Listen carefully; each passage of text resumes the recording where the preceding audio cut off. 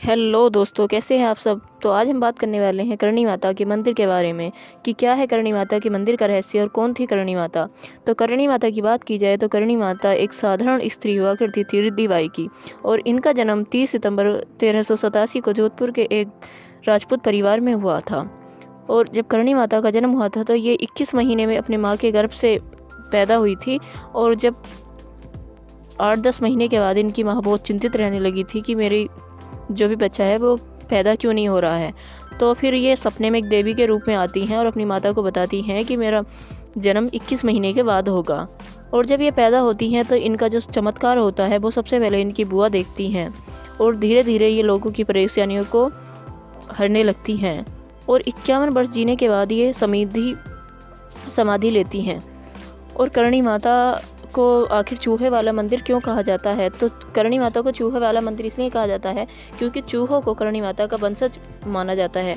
और वंशज क्यों माना जाता है, तो जब करणी माता की शादी होती है, मतलब रिद्धि बाई की, तो ये अपने विवाह से अपने पारंपरिक जीवन को छोड़कर एक गुफा में चली जाती हैं और वहीं तपस्या करती हैं, और अपने पति की शादी अपनी बहन से कमला से करा देती हैं। और जब कमला का बेटा लक्ष्मण बहुत ज़्यादा बीमार होता है और बीमार होने के कारण ही उसकी मृत्यु हो जाती है, तो करणी माता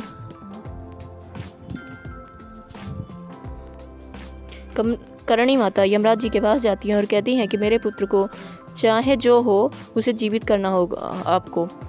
तो यमराज जी मना कर देते हैं और कहती हैं कि कुछ भी करो लेकिन मेरा पुत्र को जीवित करो, क्योंकि अगर मैं पूरी दुनिया की परेशानी हर सकती हूँ तो अपने घर की क्यों नहीं। तो भगवान इनके पुत्र लक्ष्मण को एक चूहे के रूप में जीवित करते हैं। इसीलिए चूहों को करणी माता के मंदिर में चूहा नहीं कहा जाता। इनको जो चूहा कहेगा वो एक तरह से पाप माना जाएगा। चूहों को कावा कहा जाता है, और इसीलिए करणी माता को चूहों को करणी माता का वंशज कहा जाता है। और ये मंदिर करणी माता का मंदिर राजस्थान के बीकानेर में है, और ये मंदिर 400 साल पुराना ऐतिहासिक मंदिर है।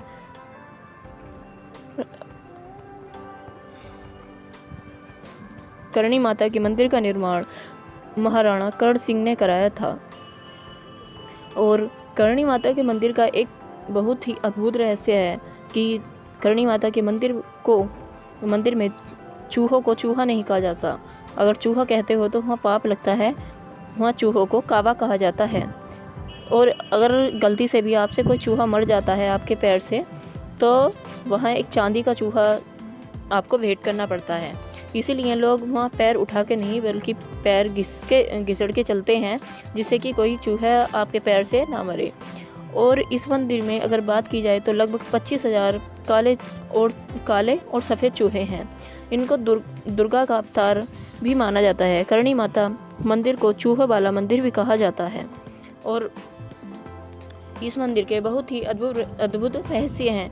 और जो भी यहाँ प्रसाद बनता है तो सबसे पहले उसका भोग करणी माता को लगाया जाता है, फिर उसका भोग चूहों को लगाया जाता है, और बाकी सभी भक्तजनों में ये प्रसाद बाद में वितरित किया जाता है।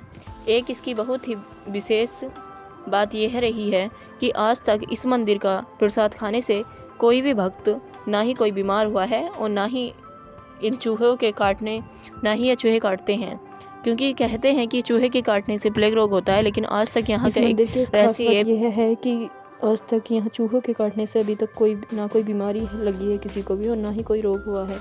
यहाँ चूहों को चूहा नहीं बल्कि कावा कहा जाता है। और माता के इसीलिए हैं इस मंदिर का चमत्कार अधिक माना जाता है।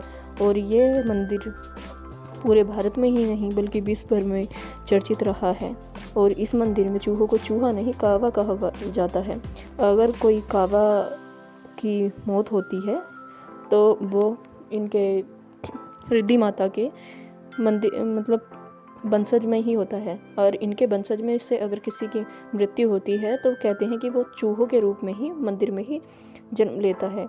इसीलिए इस मंदिर की बहुत ही मान्यता है।